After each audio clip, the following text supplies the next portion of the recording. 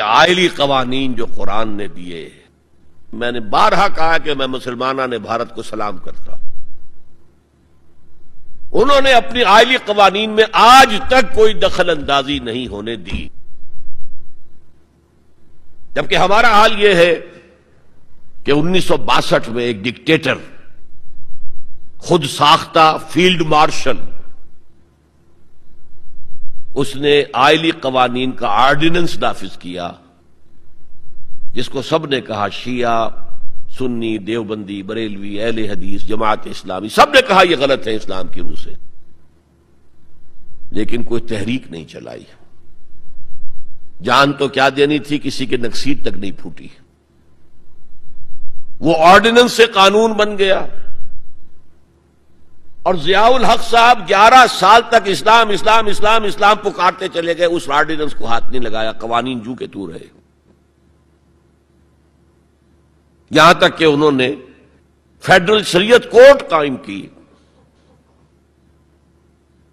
اور کچھ حسن کا ظن میرے بارے میں ہو گیا تھا، مجھے اپنی شورا کا رکن بنایا۔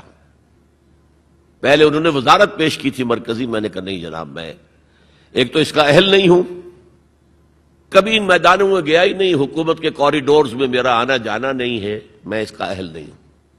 ثانیاً اصل حکومت فوج کی ہے، آپ نے ہمیں کرنے کچھ نہیں دینا، اور الزام ہم پر آئے گا، یہ ناکام ہوگا، اس لیے کہ اس سے پہلے کی ایک منسٹری تھی جس میں جماعت اسلامی اور جمعیت علماء اسلام کے وزراء تھے، اور ان دونوں کو داغدار کر کے اس نے نکال باہر کیا تھا، یہ کوئی کام نہیں کر سکے۔ بھائی کام تم کرنے دو تو کرے، تم تو کہتے میری کانسٹیچوئنسی تو فوج ہے، یہ تو فوج کو راضی رکھنا ہے۔ بہرحال میں نے ان سے کہا تھا یہ ہے 2 جولائی سن 82 کی بات۔ میں نے کہا آپ اپنے ماتھے پر کلنک کا ٹیکا لیے پھر رہے ہیں، اور مجھے خیال بھی آیا کہ میں نے یہ کیا کیا، میں نے تو محاورہ استعمال کیا تھا، ان کی پیشانی پر محراب تھا، میں نے سوچا یہ ناراض نہیں ہوا، وہ اس معاملے میں بہت ٹھنڈے آدمی تھے، بہت متحمل مزاج۔ کہلے کیوں کہہ رہے ہیں آپ یہ؟ میں نے کہا دیکھیے آپ نے فیڈرل شریعت کورٹ بنائی، اس میں اپنے ہینڈ پکڈ علماء رکھے، تقی عثمانی کس کا چوائس ہے؟ آپ کا۔ پیر کرم شاہ کس کا چوائس ہے؟ آپ کا۔ ملک غلام علی کس کا چوائس ہے؟ آپ کا۔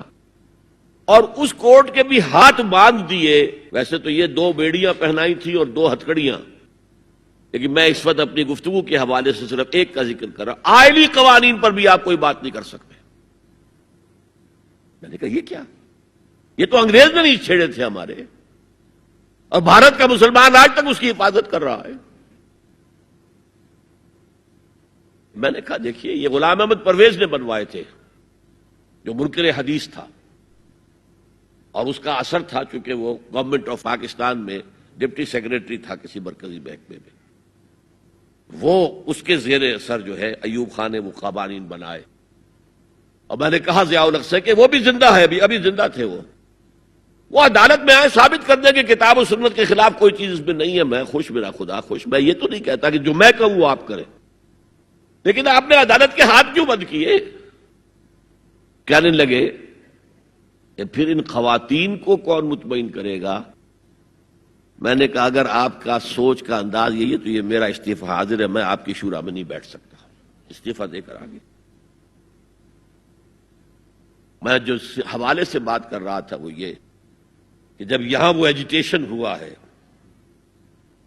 اور میں دلی میں تھا، اور میں نے انگریزی اخبار میں فوٹو دیکھا تھا کہ جس قدر عظیم ایک جلسہ بمبئی میں ہوا تھا، کیپشن یہ تھا اخبار میں، اے میمتھ گیدرنگ آف بامبے مسلمز، میمتھ، اور اس میں ظاہر بات ہے ایجیٹیشن کے اندر جانیں بھی دینی پڑی، سب کچھ ہوا، پھر حکومت نے گھٹنے ٹیک دیے کہ نہیں؟ اور صرف گھٹنے نہیں ٹیکے، راجیو کی یہ تقریر لوک سبھا کی ریکارڈ پر ہے کہ میں نے تو اس سے پہلے کبھی مطالعہ نہیں کیا تھا، اب اس مسئلے پر مطالعہ کیا ہے تو میں نے دیکھا ہے کہ جتنے حقوق اسلام نے عورت کو دیے کسی مذہب نے نہیں دیے۔ یہ بات ہے جو اسے ماننی پڑی، لیکن برابر آپ کر دیں گے تو خاندان کا ادارہ ختم ہو جائے گا. اسی لیے فرمایا گیا الرجال قوامون علی النساء فالصالحات قانتات حافظات للغیب بما حفظ اللہ. مرد حاکم ہیں عورتوں پر. نیک بیویاں وہ ہیں جو اپنے شوہروں کی اطاعت کرتی ہیں. ظاہر بات ہے کہ کوئی رائے ہے، اختلاف رائے ہو گیا ہے شوہر اور بیوی میں، بیوی دلیل سے سمجھا لے، اپیل سے سمجھا لے، جس طرح بھی سمجھا لے، منوا لے، ٹھیک ہے، اور نہیں تو اسے شوہر کی بات ماننی پڑے گی.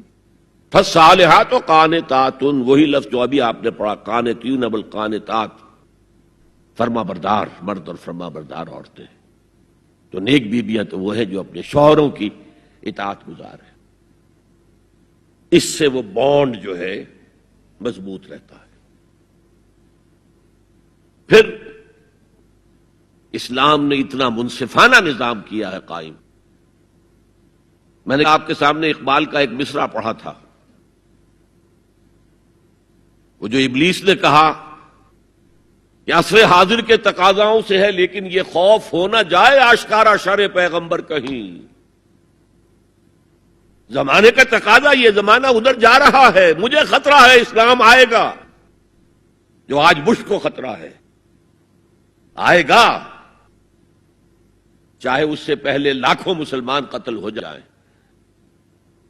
چاہے اس سے پہلے کروڑوں مسلمان قتل ہو جائیں.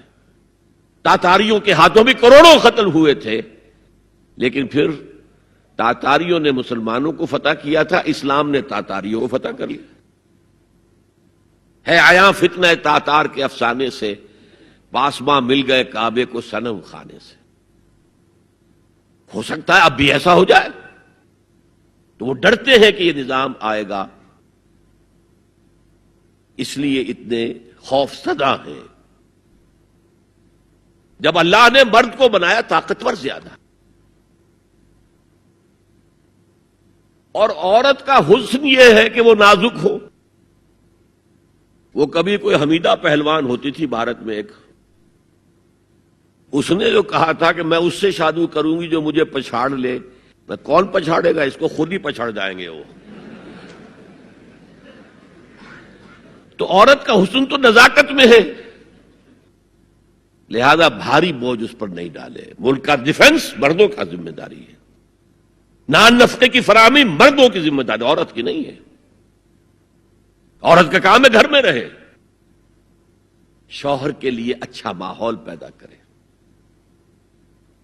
اب اگر دن بھر 8 گھنٹے عورت بھی کام کر کے آئی ہے، کسی باس نے بھی جھڑک دیا ہوگا، کچھ اور ہوگا، تھکی تھکائی اور طبیعت تقدر لے کر آئی ہے، مرد کا بھی یہی حشر ہے، گھر میں جائیں گے تو کیا ہوگا؟ لڑیں گے. لیکن گھر میں رہی ہو عورت. پھر بچے آ جاتے ہیں، 1 بجے آ گئے، ماں باپ دونوں آئیں گے شام کو 6 بجے 7 بجے 8 بجے. بڑے بڑے شہروں میں تو وہاں پر 2 گھنٹے تو لگتے ہیں گھر پہنچنے میں. یہ بچے کیا کریں گے؟ کس قسم کے تجربات کریں گے؟ کہ سارا بیڑا غرق ہو رہا ہے. عورت کے ذمہ نہیں ہے کام کرنا.